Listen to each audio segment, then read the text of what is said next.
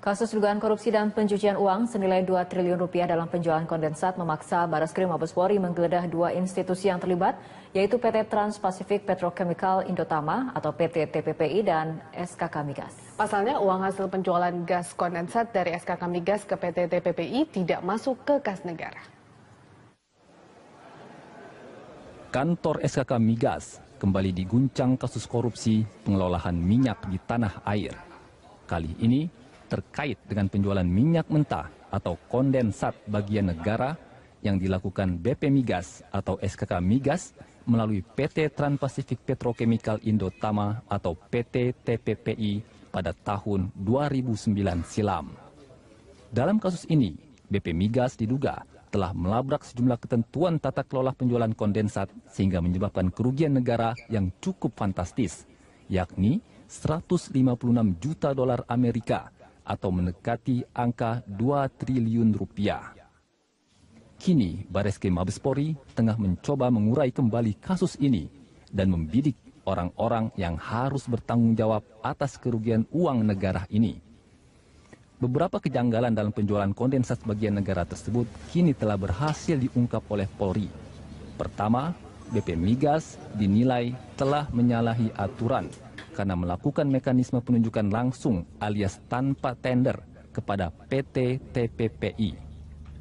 Kedua, BP Migas atau SKK Migas tidak membuat berita acara penelitian terhadap dokumen penawaran milik PT TPPI.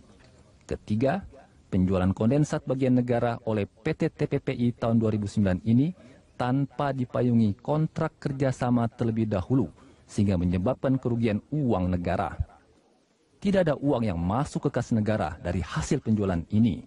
Dan parahnya lagi, BP Migas tidak segera menghentikan kerjasama penjualan, meskipun potensi kerugian negara sudah jelas terlihat. Lantas, siapa sebenarnya pengelola PT TPPI ini, sehingga bisa memperoleh privilege yang begitu besar dari BP Migas yang dikontrol oleh Kementerian SDM?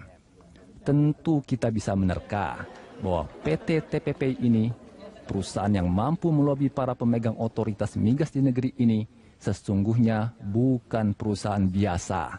Setidaknya kita patut mencurigai ada orang-orang berpengaruh besar yang turut mendukungnya. Entahlah, kini kita tunggu saja kepiawaian pihak kepolisian untuk mengusut tuntas kasus yang telah merugikan negara ini.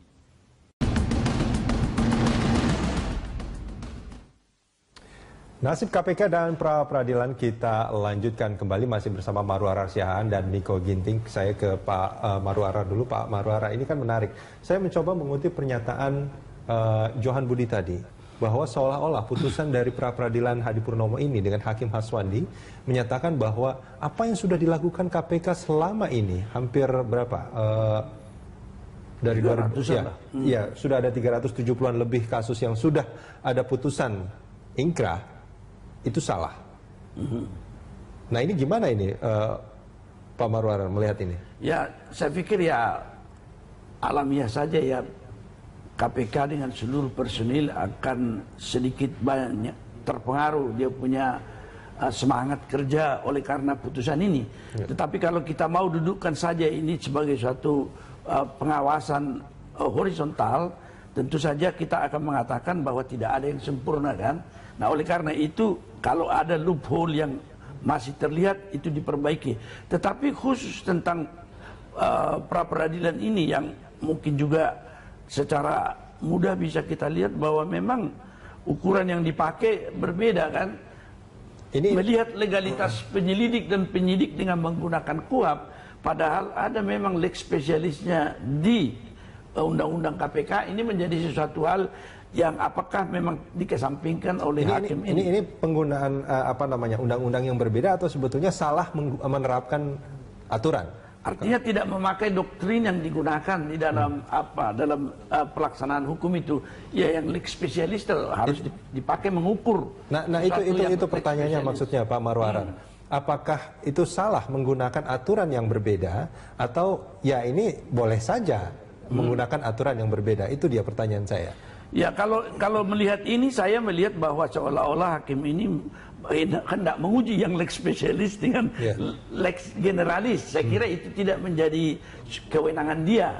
Tetapi yang penting di sini bahwa ada beberapa hal yang disebutkan tadi. Dia sudah ikut mengadili perkara-perkara yang diajukan oleh KPK ketika dia di peradilan tipikor, dan dia tidak pernah mengemukakan hal semacam itu.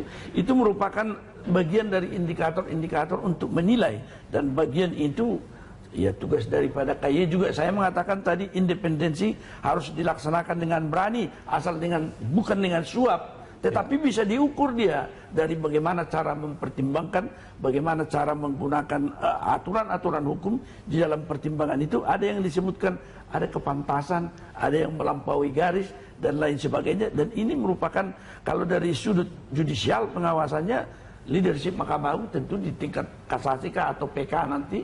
Tapi KPK juga harus memberikan bola. Kita memang kita agak sedikit bolanya kan sebetulnya sekarang udah disampaikan tuh banyak sekali itu oleh Pak Ruki dengan pernyataan-pernyataannya, dan tidak dengan pernyataan PK. Oh, oke. Itu yang sekarang sedang hanya dibahas. wacana di publik. Ya kan? Namanya seperti kalau kita lagi marah kan atau kecewa kita mengungkapkan itu, tapi kalau di proses hukum kan harus upaya hukum. Bang Miko, menurut apa yang harus dilakukan oleh KPK saat ini? Yang pertama saya mau sebenarnya kita harus memaknai kembali ya lembaga pra-peradilan itu, terutama terkait dengan putusan Mahkamah Konstitusi yang memperluas subjek pra-peradilan termasuk dengan penetapan tersangka. Jadi kalau penetapan tersangka itu yang dikontestasi atau diuji adalah bukti permulaan yang cukup itu. Nah, kemudian kalau kita lihat di putusan Budi Gunawan, kemudian di putusan Hadi Purnomo, tidak ada kontestasi terhadap bukti permulaan yang cukup. Itu di Budi Gunawan yang diuji adalah pasal 11 Undang-Undang KPK mengenai kewenangan KPK dan subjek Budi Gunawan sebagai subjek hukum gitu. Kemudian di Hadi Purnomo, kemudian yang dipermasalahkan penyelidik dan penyidik. Nah, artinya apa? Kontestasi atau filosofi kemudian diperluasnya pra-peradilan sampai dengan penetapan tersangka juga tidak tercapai karena tidak ada pengujian terhadap bukti permulaan yang cukup itu. Itu yang pertama. Kemudian mengenai upaya hukum. Sebenarnya memang betul ada dua opsi ya, saya kira. Kalau upaya hukum, saya rasa ada ganjalan juga, karena Surat Edaran Mahkamah Agung nomor 4 tahun 2014 itu memberikan kewenangan bagi Ketua Pengadilan Negeri untuk memberikan penetapan, meneruskan atau tidak meneruskan permohonan upaya hukum termasuk dalam konteks pra-peradilan. Nah, patut diketahui Pak Aswandi ini adalah Ketua Pengadilan Negeri Jakarta Selatan. Nah, apakah kemudian Pak Aswandi sebagai pemutus itu juga lalu juga diberi kewenangan di sisi tapi saya kira inilah yang saya katakan leadership itu tadi. Mahkamah Agung juga harus membuka kalau ada edaran seperti itu, tetapi ada urgensinya dari kepentingan bangsa dan kepentingan hukum yang sangat besar, dia tetap bisa saja dia menarik surat edaran itu. Dan itu merupakan suatu hal yang Anda perhatikan sendiri sebenarnya. Putusan dari Mahkamah Konstitusi yang memperluas itu, terlepas dari kita bisa setuju atau tidak, tetapi memang ada perubahan-perubahan yang sedang terjadi sekarang secara universal itu. Bagaimana sebenarnya hak-hak asasi itu akan diterapkan menjadi suatu indikator juga. Tetapi jangan lupa, kalau hukum acara tidak boleh ditafsir terlalu bebas, karena itu seperti aturan main. Kalau main bola, setiap sebentar pemain dan wasit menafsirkan, wah tadi nggak bisa gol karena gawang sebenarnya salah ukurannya. Di sini harus dipindah ke sini, atau hands sekarang kita pindah di sini. Itu berbahaya sekali. Iya, artinya harus ada penafsiran yang sama terhadap undang-undang sebetulnya oleh para hakim. Di sini itu sebenarnya betul, tapi di sini sebenarnya itu tugas MA, tapi tugas pembuat undang-undang. Begitu ada putusan MK, harusnya ini supaya firm dia perubahan yang ada, undang-undang itu harus direvisi, undang-undang kuap. Mas Miko, boleh nggak kalau saya mengatakan bahwa dan ini juga sebetulnya banyak dikatakan oleh pimpinan KPK bahwa putusan pra-peradilan yang ini itu membuat hukum itu menjadi tidak pasti. Iya, satu memang permasalahannya ketidakpastian hukum itu juga lahir karena hukum acara yang tidak ada, terutama untuk konteks penetapan tersangka. Saya setuju dengan Pak Maru, misalnya tadi kan Mahkamah Konstitusi sudah memutus dan membuat norma yang secara langsung melahirkan norma, dan kemudian di sisi lain hukum acaranya tidak ada. Makanya kemudian pada Budi Gunawan misalnya KPK tidak mengajukan alat bukti, kemudian di Ilham Arif juga tidak mengajukan, hanya bermain dalam ranah prosedural formal. Ketika di Hadi Purnomo mengajukan bukti, hakimnya yang bertindak administratif formal misalnya. Nah, artinya memang ada kebutuhan hukum acara. Nah, Tapi kalau untuk revisi undang-undang, harusnya memang direvisi kitab undang-undang hukum acara pidana itu. Tapi tentu akan memakan waktu yang lama. Sementara kan ada dinamika yang terus berkembang gitu ya.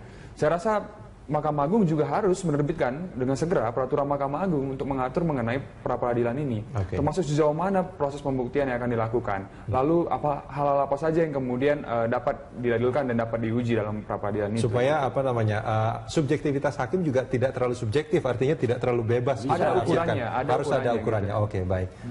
Mas Miko dan juga Pak Marwara, terima kasih banyak sudah bersama kami di Dialog Pagi. Thank you. Good, man. Terima kasih banyak.